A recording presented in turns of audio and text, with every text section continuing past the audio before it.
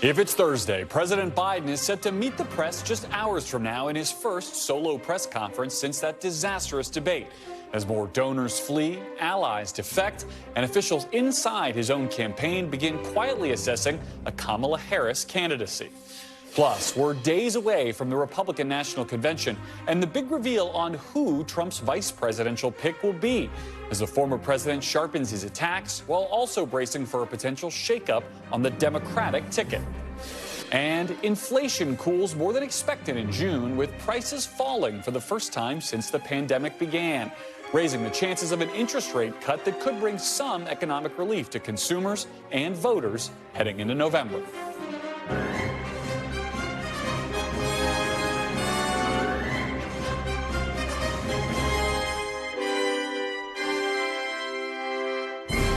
Welcome to Meet the Press Now. I'm Garrett Hake in Washington, where we're just a few hours away from a presidential news conference that could make or break President Biden's 2024 re-election campaign.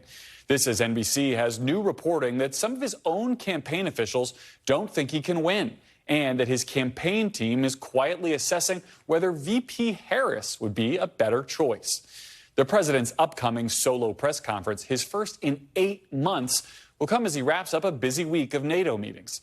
Today, he met with Ukrainian President Zelensky as reporters tried to yell questions about his decision to stay in this race.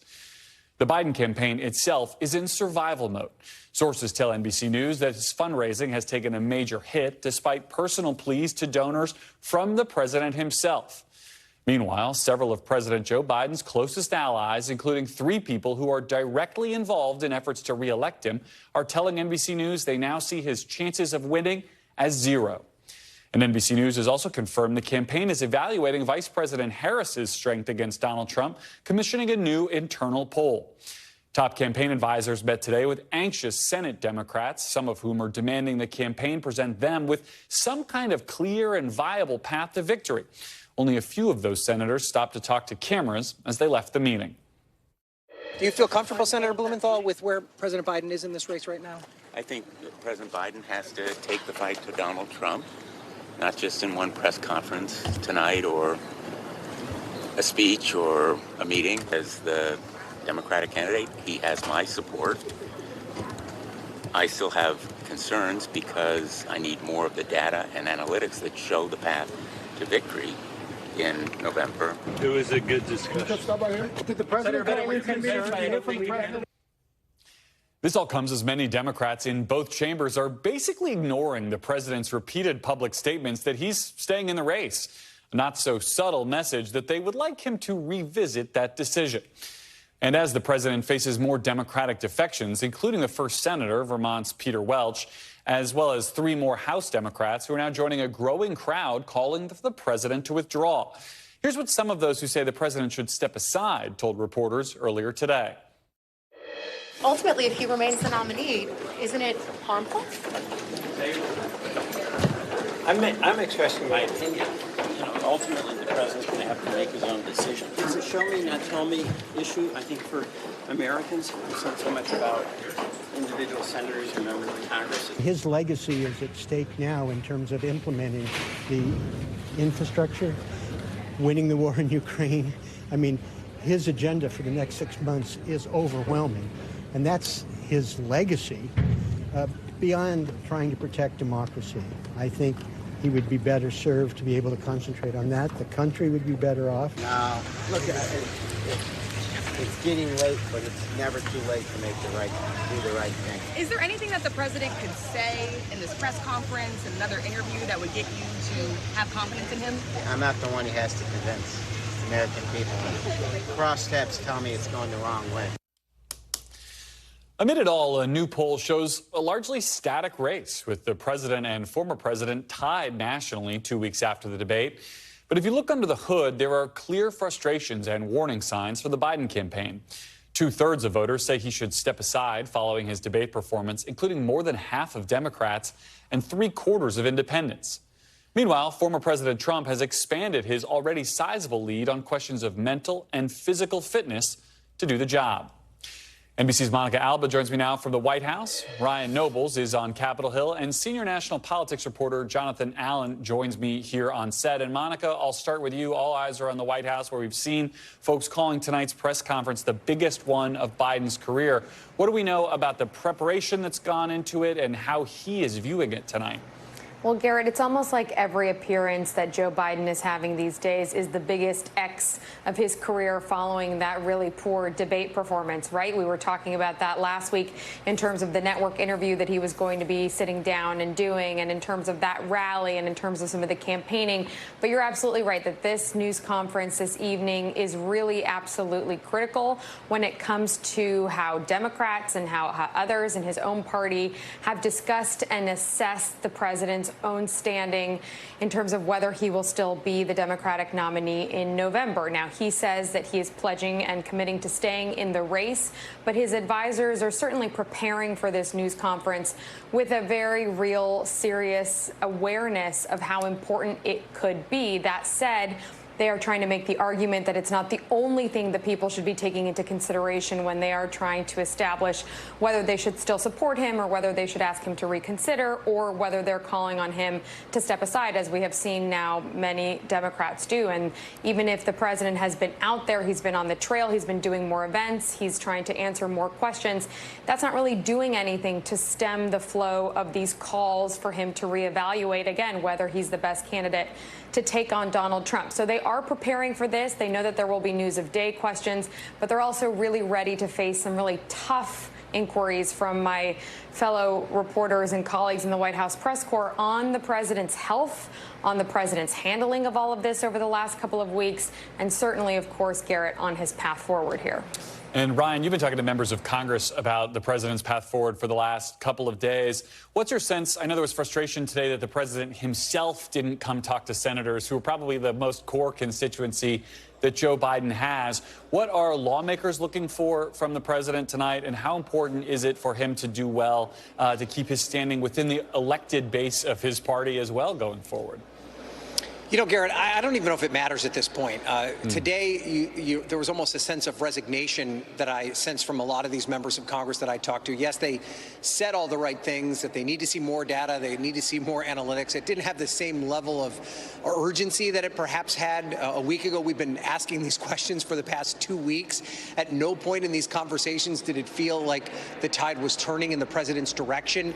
It just seems as though many Democrats have just given up on the idea that Joe Biden is the proper guy to take them through what they view as a very difficult next 4 months in order to win this election. Now, that being said, there's only 12 congressional Democrats, 11 House members, and 1 senator who are saying publicly on the record that they think that Joe Biden should step down. But there are a whole host of members who are telling us privately they think that should happen.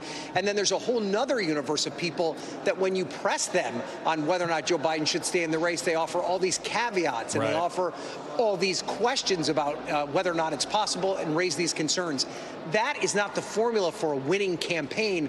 So you have to ask yourself, where do they go from here? If it hasn't turned around at this point, does an amazing press conference tonight change that conversation? Perhaps, but it seems as though the mountain is just unbelievably high that the president has to climb at this point. When you talk about something that is not the formula for a winning campaign, I look at John Allen's reporting from today, which includes quotes from people involved in Biden's reelection efforts to say things like, he needs to drop out. He will never recover from this. No one involved in this effort thinks that he has a path. Those are not the comments from a campaign that expects to be able to stop the bleeding, John. I mean, what does tonight, what do the next couple of days look like within the campaign?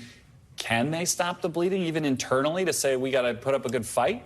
I mean, the problem for President Biden is that, you look at tonight and you say, okay, this is a big test for Biden. But if he fails that test, that's problematic. Yep. And then every other time he goes out in public between now and November, it'll be the same thing. Can he perform at 100% or close to it every time he goes out? And I think what, Democrats fear is that they've seen enough of Joe Biden over the course of the last few years, and particularly the last several months. And then in that debate, the George Stephanopoulos interview on another network, where they don't have faith that he's going to make it through another 4 months without sort of massive blunders or slips, right? So I think what you're hearing from these campaign folks and people who are involved in, from outside groups, largely what they're saying is that these are widespread feelings, right? Among serious people that know what they're talking about, that Biden is going to have trouble recovering. And part of it is not necessarily the polling they're looking at now.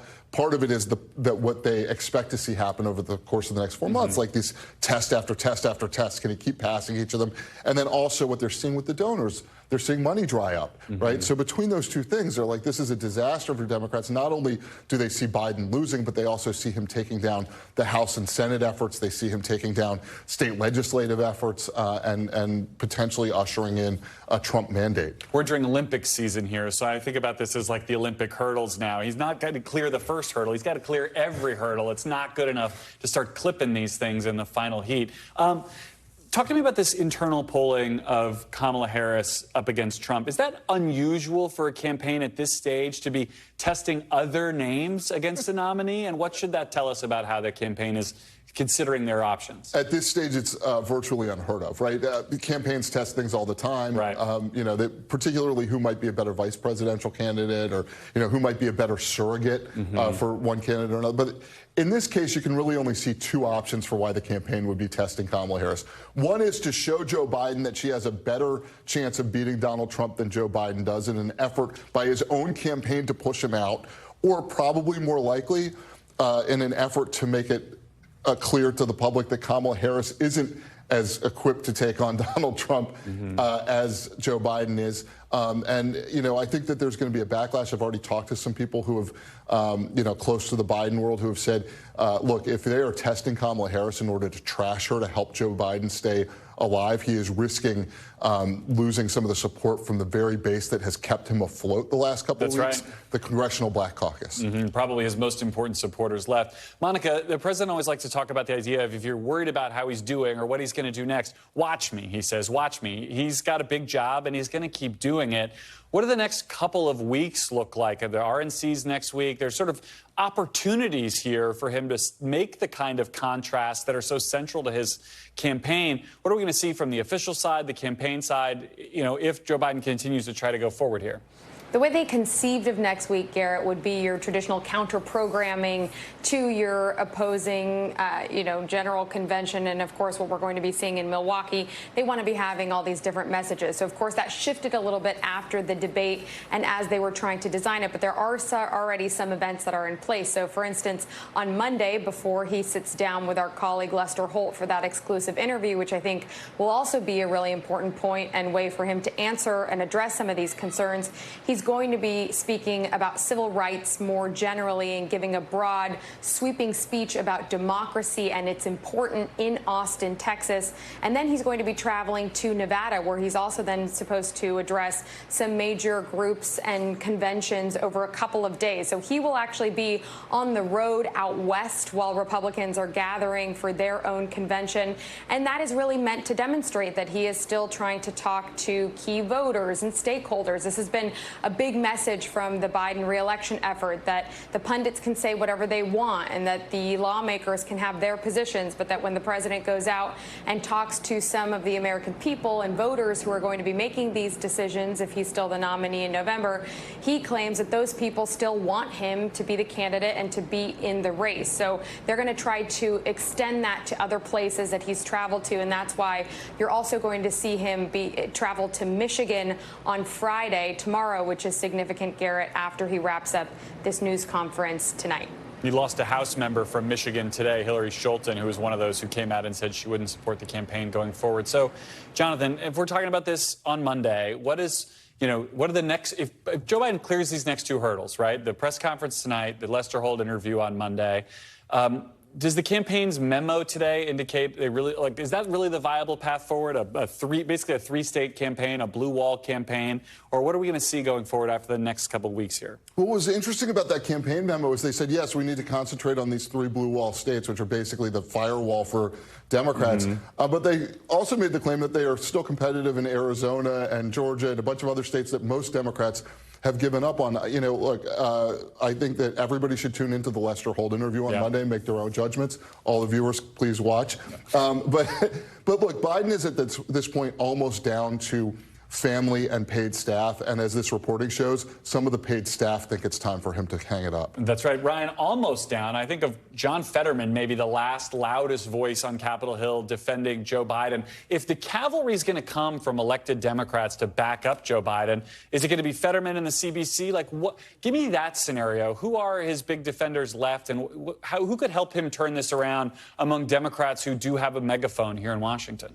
You know, we did see Maggie Hassan of New Hampshire with a full-throated endorsement for the president after she left that meeting with the Biden campaign team tonight. Haley Stevens, I had a long conversation with from Michigan. But there is a pattern with the members of Congress that have this full-throated endorsement of President Biden. They're, in general, Democrats that are coming from safe seats in the House of Representatives or senators who just recently won re-election. Both John Fetterman and Maggie Hassan aren't going to be in front of voters again for another 5 years. It's a lot easier for them to stake their claim than it would be for a Sherrod Brown or a John Tester, who are in highly competitive races coming up here this fall. So I would even caution this idea that the Congressional Black Caucus is a 100% behind President Biden as well. You know, they have not put out a statement that specifically comes from the Congressional Black Caucus endorsing that he stays in the race. Stephen Horsford, who's the chair of that committee, put out a statement on his own.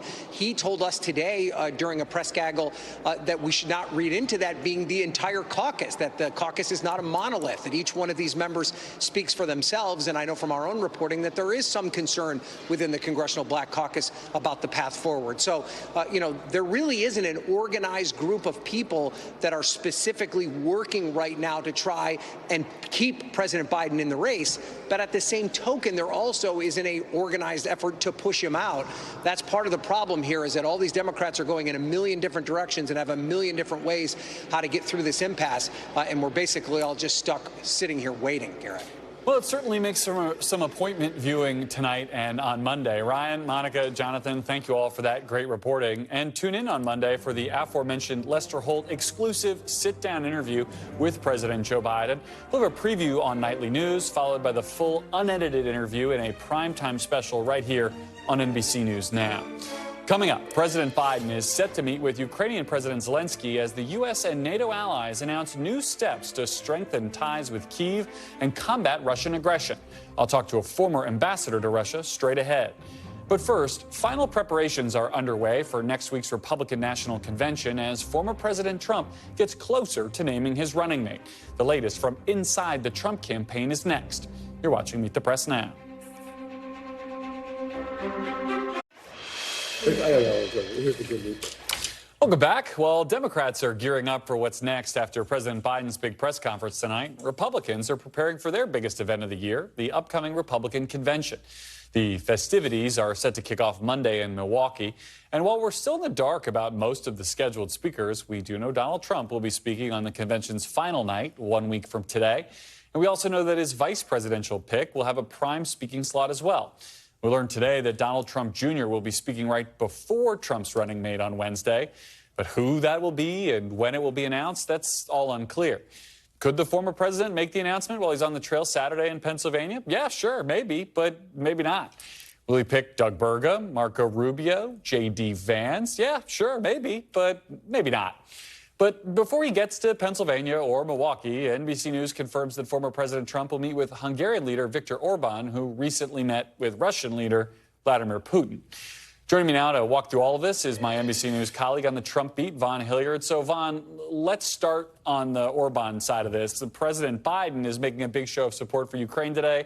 Trump's meeting with Viktor Orban, who's been a skeptic of kind of Ukraine and NATO's relationship. Right. Is this split screen by design, or is this just sort of Trump's best friend on the international stage right now? I think it could be both, Garrett. This is a clear indication from Donald Trump, though, who he is allied with on the international stage. Because this is the second meeting of the year, the second time in which he has had the Prime Minister, Viktor Orban, come down to Mar-a-Lago back in March. He held a reception for him in which he called him, quite frankly, referred to him as being no better leader or smarter leader than Viktor Orban. Of course, Orban is somebody who has promoted the idea of a liberal democracies. He is opposed to the expansion of NATO. He is in support of cutting off financial aid to Ukraine. Ukraine. These are positions that Donald Trump has remained open to. And after that March meeting, it was Viktor Orban, upon leaving the U.S., made the claim that Trump told him that he had the intention, if he were to get back into the White House, that he would send not another penny to Ukraine, with the idea that if there is no U.S. support financially for Ukraine, that Europe would not be able to fully fund the Ukraine defense effort itself, and therefore the war would come to an end. We asked the Trump campaign at the time whether that was in fact accurate. We did not receive any word from them, but those were the claims of Viktor Orban. These men clearly have a strong personal relationship, and Donald Trump clearly believes that he would be a strong ally come 2025. And Vaughn, on the Veep stakes, I know my reporting today has been that it looks more likely than not that Trump will get his wish and make his announcement perhaps during the convention week, that he wants to have this big buildup. But what are you hearing about how the Trump campaign is viewing, the time period since the debate through the convention, how this decision-making process is playing out, and what have to be the final days if the VP is going to speak next week? Right, Garrett. This VP pick has been a long time coming. There was some chatter. Could it come before the debate? His campaign team said he could make the announcement at any hour. It's Donald Trump's decision. He has one more rally before the convention. That's this Saturday in Pennsylvania, just outside of Pittsburgh. There's some questions here, whether we're still looking at the likes of Doug Burgum of North Dakota, J.D. Vance of Ohio.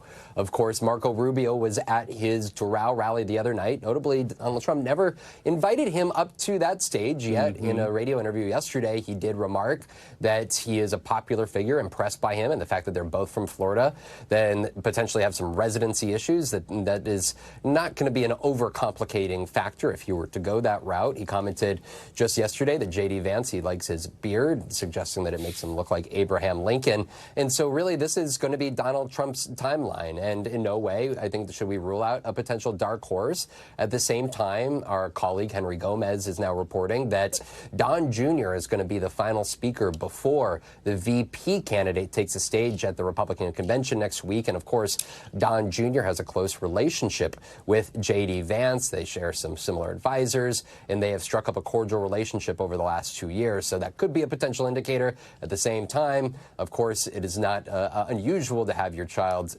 make a prominent speech there in prime time. So there is a lot at play here over the next week, Garrett. And while we don't have video to support this, we here at Meet the Press Now would like you to know that a young Abraham Lincoln did not actually sport a beard. Vaughn, on the poll numbers here, this is the interesting thing to me. We've been talking so much about President Biden, this disastrous debate, all the trouble within the Democratic Party, and some of these national numbers are still basically tied.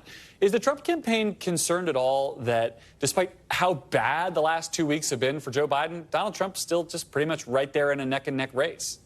They have felt like they were in a very strong position coming into debate night. After debate night, they felt like it only improved here. The numbers, if you compare them to 2020, are stark. When Donald Trump was down several percentage points in the popular vote nationally, at least in polling. And I was talking to Chris Lasavita, the senior advisor to Trump, right there after the debate, and he made the case there that they saw the potential to expand the map to places like Virginia, Minnesota, and New Mexico. Of course, these numbers were going to tell us a lot more here in the days ahead. However, Donald Trump clearly has an opponent who he feels comfortable with, and he is perfectly fine sticking with. All right, Vaughn, thank you. We will leave it there. And literally, as we were talking, to underscore this point, 2 more congressional Democrats have joined the calls for President Biden to step aside. Congressman Greg Stanton of Arizona and Ed Case of Hawaii, which brings the total now to 16 elected congressional Democrats calling for President Biden to withdraw. We'll have something to talk about now with our panel. Daniela Diaz joins us now. She's a congressional reporter at Politico. Joe Crowley, former Democratic congressman from New York, and Charlie Dent, former Republican congressman from Pennsylvania. He's now a senior advisor at Our Republican Legacy. So, Daniela, RNC kicks off on Monday. I had a Republican strategist say to me today they would probably be just as good off sending this money and sending every Republican on vacation and just let the entire country focus on what's happening with Joe Biden right now. How much of the Republican goal next week is to stay out of their own way while things have been so bad for the current president? I mean, I've seen it play out on Capitol Hill even just in the last 2 weeks. I have covered Republicans for this entire Congress. It's been, 2 speakers races, a lot of drama, and yet these Republicans are saying they're ecstatic that right now Democrats are having their own Dems in disarray moment. And they like that the attention right now is on Democrats during this very chaotic moment where a lot of Democrats, as we just said too while we were here, are calling on Biden to step aside. However, we know Trump, he probably does want some attention at the RNC. This is going to be a very glamorous event. Celebrities are going to be there. So really interesting to see that there's these two scenes playing out at the same time. If you gave the Trump campaign truth serum, I wonder if they would rather have people watch the first half hour of convention coverage on Monday night or our Joe Biden interview on Monday night, and which they think would help them more. Well, I know what I'm going to be watching on Monday night, and that is the interview with Joe Biden. It just is it's what people are really talking about right now. It's really sucking all the oxygen out of the room that this is like the biggest thing that this is happening in ever. I mean, the fact that a presidential candidate is having members of their own party call for him to drop out. We saw that, of course, with Donald Trump back in the day, but this is different when this is a president that's serving in office right now.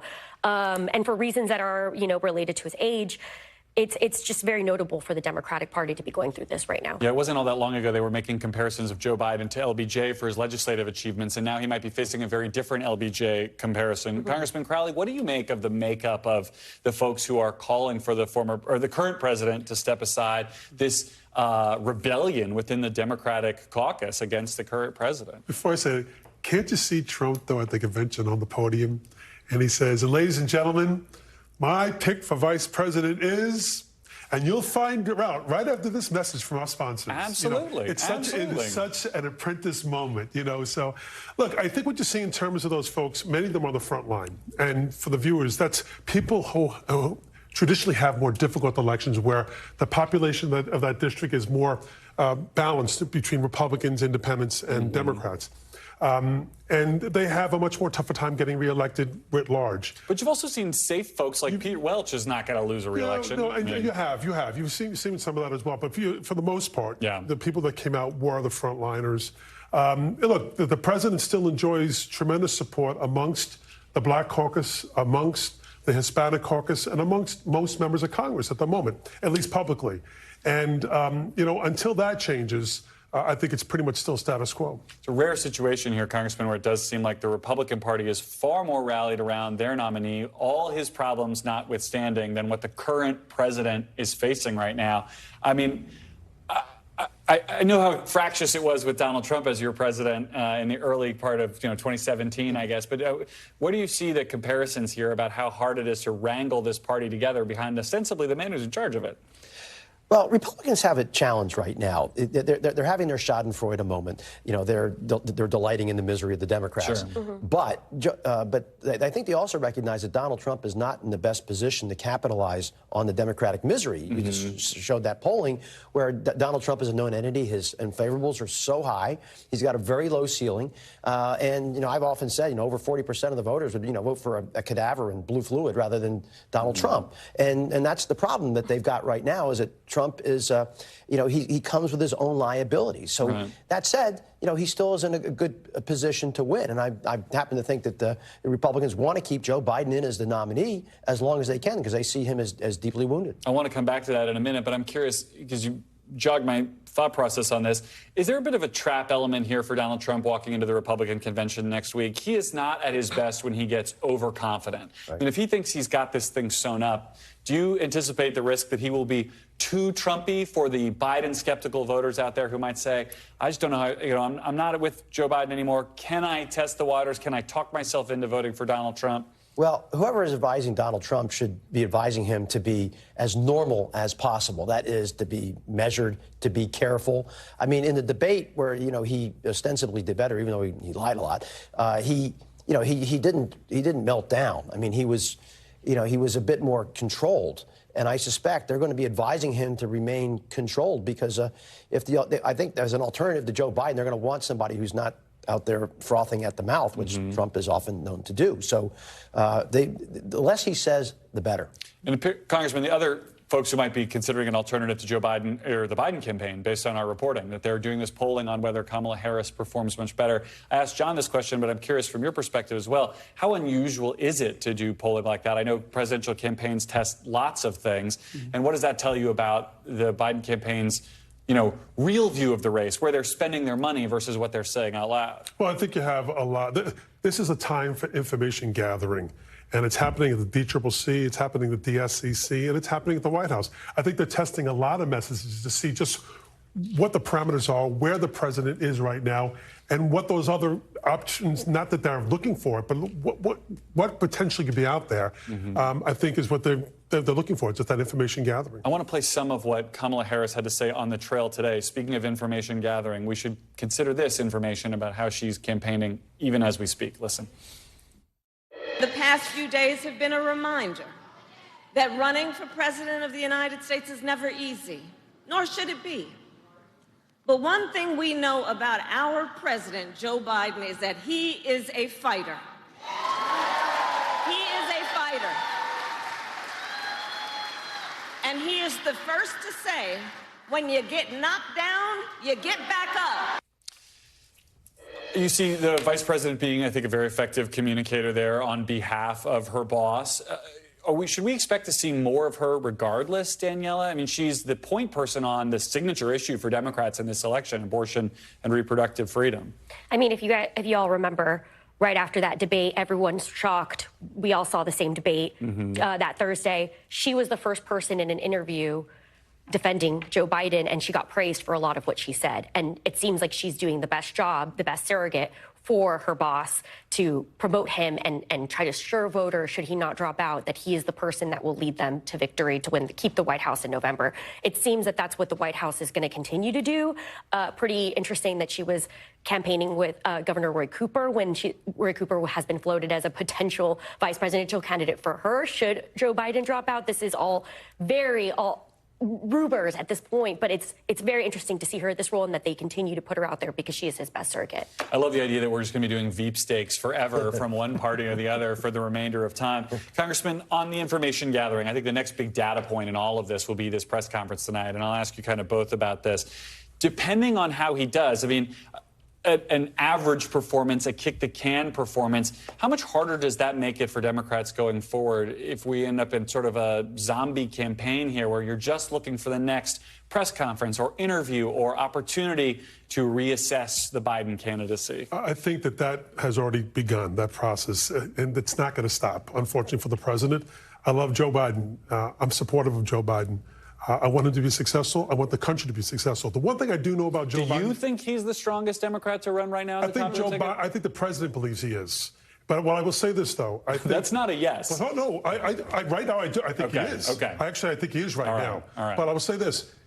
Compared to the other guy, Joe Biden loves his country more than he loves himself. He's a man of dignity and of character. The other guy doesn't have that. And that's what's going to see us through as a party as well. Our party is loaded with character.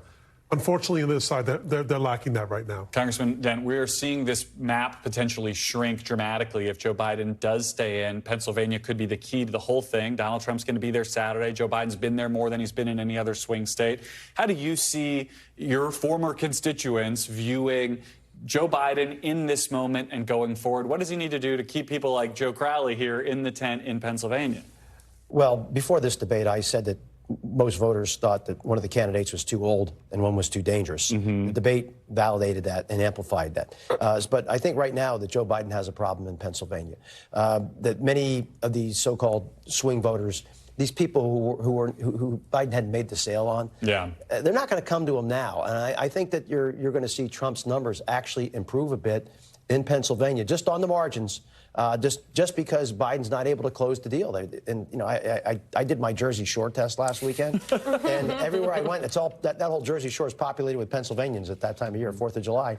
Everywhere he went, everybody was saying, you know, this guy's got to get out of the race. I mean, these are non-political people. There's nobody who thinks he should stay on. And so I think that's just going to hurt Joe Biden in the end on the margins, but Trump won't be able to capitalize to the extent that he should because of who he is. Trump seems pretty well stuck. My operating theory on this race has been that the undecided people are not, everybody in this country knows what they think about Donald Trump. Right. It's Joe Biden that people are undecided about right now, but that's where we have to leave it. Daniela, Congressman Pearl, thank you both for joining us. Okay. And speaking of the RNC, Kristen will be anchoring Meet the Press Now, this fine broadcast from Milwaukee every day of the convention. We'll have special NBC News coverage every night of the week right here on NBC News Now. I will be there the whole week as well. Don't miss it. Up next, summer is hot not just at the Jersey Shore, but inflation now is cooling. We'll have the latest after a better-than-expected economic report and what it could mean for interest rates headed into November. You're watching Meet the Press now.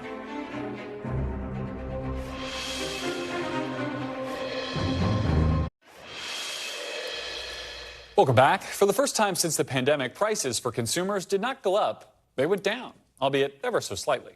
Still, the Labor Department reported today that month-to-month prices fell at 0.1% last month. It is not a significant decline, but the last time prices went down was in May of 2020, right in the heat of when COVID had brought the economy to a grinding halt. Overall, prices rose 3% compared to a year ago. That number is inching closer to the Federal Reserve's goal of 2%. News of cooling inflation comes after last week's news of a cooling jobs market, with unemployment topping 4% for the first time since November of 2021. Fed Chair Jerome Powell hinted during congressional testimony this week that the central bank could cut interest rates later this year, potentially before Election Day. NBC News senior business correspondent Christine Romans joins me now. So, Christine, where are we seeing prices start to stabilize, and where are we seeing them actually start to fall? Yeah, it looks like kind of a milestone moment here after all of those months of rising inflation. Now you've seen inflation really come off of the peak of 9.1% pretty dramatically here. You're seeing energy prices down. That was part of this report here. Shelter prices were up, but a little more slowly than they had been before. And so there's, even though that housing number is 5.2% there is some excitement from economists who look behind those numbers and say they're hoping the housing costs will start to come down. Energy, a real help there. And that food number also belies a little bit of what we've seen this year. The White House economic advisors pointing out that grocery prices from the beginning of this year to today are essentially up just a tiny, tiny bit, essentially flat overall grocery inflation. And with wages now rising faster than inflation for about a year, there's a hope that maybe people start to feel a little bit better about their family budgets. And did today's report make an interest rate cut more likely? Did it make it inevitable? I mean, we were talking about multiple cuts this year at one point, but that doesn't seem to be in the cards anymore. I'm telling you, the forecasts have been so wrong for so long that you have to be real careful about reading too much into one report. But the trend here is very promising. You know, you see inflation go up, and then you see inflation here come down pretty dramatically. And you're seeing some falling prices as well. Gas prices month on month, year on year down. Airfares are down this is just from month to month. Used car prices down from May to June more than 1%, but down 10% over the past year. So there are some pain points that are improving here, and I think that's really important. Does it make a Fed rate cut inevitable? Of course not. Anything can happen in the next days and weeks, but the conventional wisdom now on Wall Street is the Fed has the ammunition to cut interest rates in September and maybe again later in the year. And there are several economists I talked to today who said if numbers like these the jobs report and the inflation numbers continue like this, you could see the Fed cutting interest rates slowly and steadily for much of next year, too. Well, if they start in the fall, it's the kind of thing that could be very helpful to President Biden politically. That's how we look at it on this broadcast. Christine Romans, thank you. I know, I'm stretching it a little bit here. We're a politics show. Thank you. The Fed says it is an independent institution. Of course they are. All right, we'll leave it there. Christine Romans, thank you very much. And coming up, NATO leaders look for reassurances from President Biden, not just about the state of his presidency, but about the U.S.'s enduring commitment to the alliance and Ukraine. Ambassador Mike McFaul joins me on set after the break. You're watching Meet the Press now.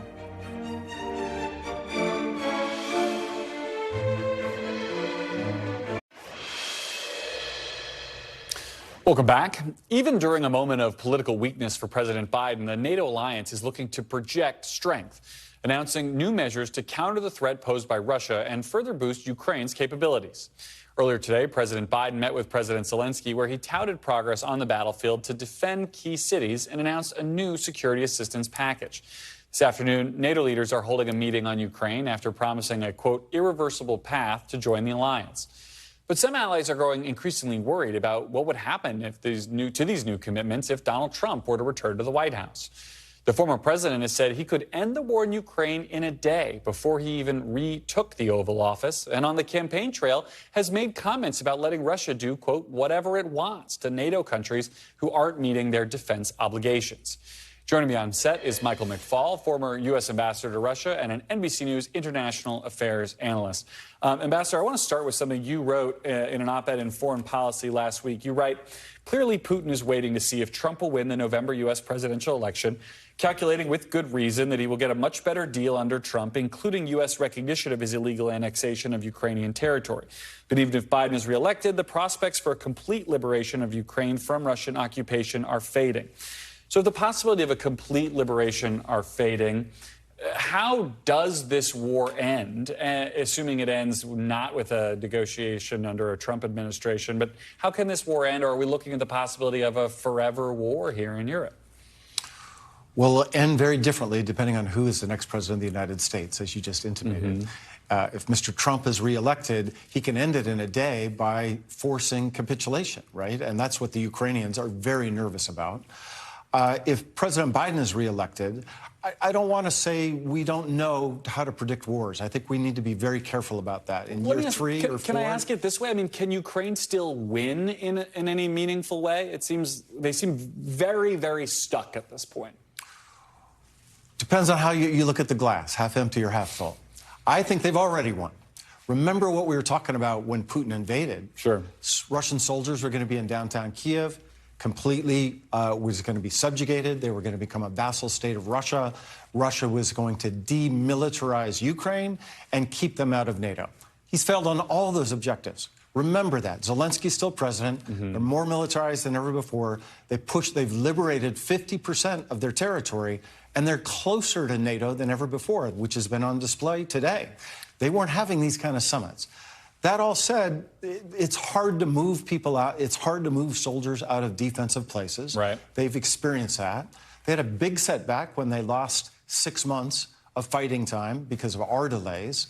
And the next big counteroffensive in their minds and their planning won't happen until the spring of 2025. That is, provided that we're still with them in 2025. And on that note, Zelensky has now started to say that the next big thing that he needs is essentially permission to use some of these U.S. and NATO-provided weapons to strike targets in Russian territory. Deeper, yes.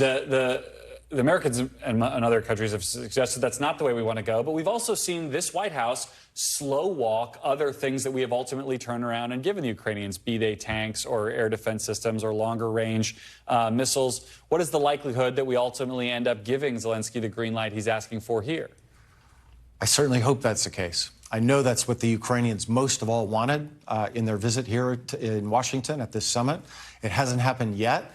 But you rightly pointed out that oftentimes it takes them a while to get to the decision, but they ultimately make that right decision. And most certainly, it's hard to fight a war when you're constrained, right? It's hard. You know, this is self-defense, right? It's right in the UN Charter, the United Nations Charter, right to self-defense. They just were attacked. Their biggest cancer unit for children was attacked. They want to strike back, and I hope we will eventually get to that decision. NATO has basically said they would put forth this irreversible path for Ukraine to join after the war is over. What incentive does Vladimir Putin have to end this war right now? It seems like he would much rather have the forever war we talked about a minute ago than to say, all right, we're going to let go at any capacity and have his next door neighbor, his, you know, the prize that he's sought all this time, get what they want. He could just wait this out. Well, definitely, Mr. Putin thinks time's on his side. And he definitely has from the beginning. He has from the beginning. He has more firepower. He has more soldiers. He's a dictator. He doesn't have to listen to his people. And he's waiting for a new president in the United States of America. That's all on his side, on the time part. But there are two different... How is this war going to end? There are two different scenarios. Either the Ukrainians are going to push the Russians out of their territory and liberate their territory and then be free to join NATO, and Mr. Putin will be so weak he'll have nothing to say about it. Or, more tragically, it'll be a stalemate, like we were just saying. Think of the Korean War, right? They can't quite move. And at that moment, when they sue for peace, they might have to let some of their territory be occupied. That's the moment when they can join NATO. And Putin, that's the height, he'll be at the height of his victory. He can say, I took over this occupied territory. I annexed it. he won't be in a position, I think, to talk about whether the rest of Ukraine can be in NATO or not. So I think in either scenario, Ukraine will eventually be a member of NATO. Let's talk about one of the other underlying conversations of this summit this week, the idea of Trump-proofing the alliance. Yes. What are the rest of these NATO countries thinking and doing about the possibility that Donald Trump may, in fact, be the next president and may want to change or roll back some of the commitments that are being made even now?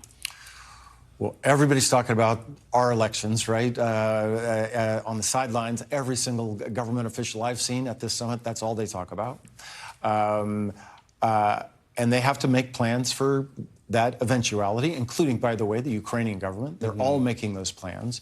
I think you see a couple of things happening. One, they're trying to have NATO set up a direct line of military support to Ukraine that could be independent of just the bilateral support between the United States and Ukraine.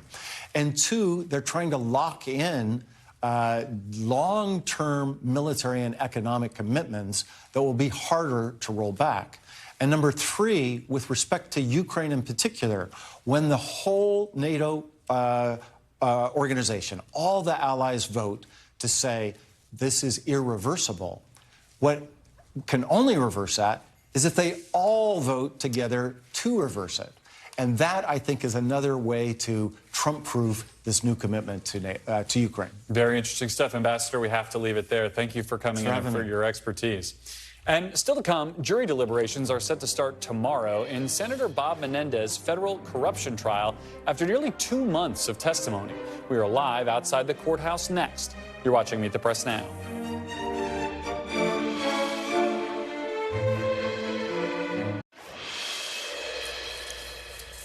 Welcome back. After nearly 2 months of testimony and nearly 4 days of closing arguments, the fate of Senator Bob Menendez and 2 of his co-defendants will soon be in the hands of the jury.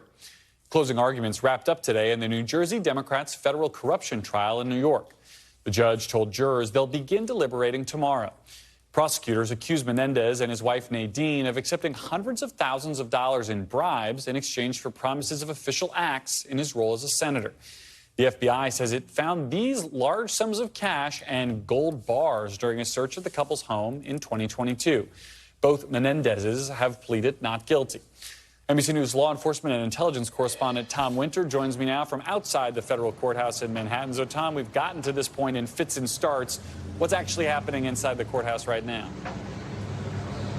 Garrett, right now the judge is instructing the jurors as to how they should apply the law here to the evidence that they've heard over those past 9 weeks, as you've alluded to, and what they need to think about as far as either determining beyond a reasonable doubt that Senator Menendez committed crimes or did not commit crimes, and how they should view that for the other 2 defendants here, which is a real reason why this case has gone on so long. We're talking about Wael Hannah and Fred Davies, 2 New Jersey businessmen who are alleged to be part of this bribery scheme, how to apply the law to them and what they've been charged with as well. And for viewers who have not followed this as closely as you and I, a reminder of the charges that Senator Menendez is facing here and the possible sentence he could be facing if he's convicted. Sure, Garrett. So it's really kind of 3 buckets. It's 18 charges total.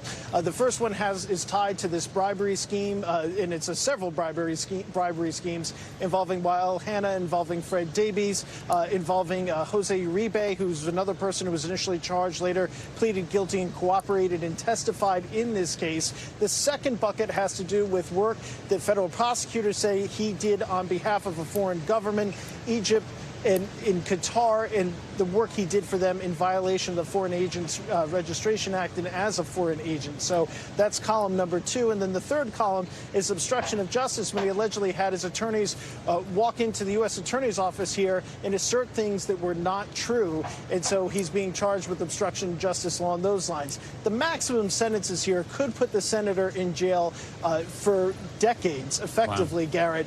But as you know, and you know what's going to come out of my mouth, they rarely ever get the maximum sentence. And so we anticipate here that if he's convicted of everything, though, he could still face several years in prison. Now, Tom, when you talk about gold bars and big stacks of cash, you think you're dealing with something that might be fairly straightforward. But the jurors heard testimony here for nearly 2 months. How complicated is this case? So a little bit of an asterisk to that, because a lot of people have been asking me, why did this case take so long? What were they listening to? You've got 3 defendants on trial here, and basically the federal government has to prove not just what Senator Robert Menendez allegedly did, but they also have to prove what Fred Davies did and why Al Hanna did. And there's different components in conduct that pertains to all of that. And the second thing is the evidence when we involve public corruption cases can become complex, can become quite detailed, and we're talking about things, foreign diplomat lists, how basically the Senate Foreign Relations Committee operates, that requires a lot of nuance and a lot of detail, things that you and I could spend 15, 20 minutes talking about and still maybe not have the baseline knowledge that some of these staffers do that was needed for this case. Well, we'll have to do that on another show because now we're out of time. Tom Winter, thank you for your reporting. And we'll be back tomorrow with more Meet the Press Now. The news continues with Hallie Jackson right now. Thanks for watching. Stay updated about breaking news and top stories on the NBC News app or follow us on social media.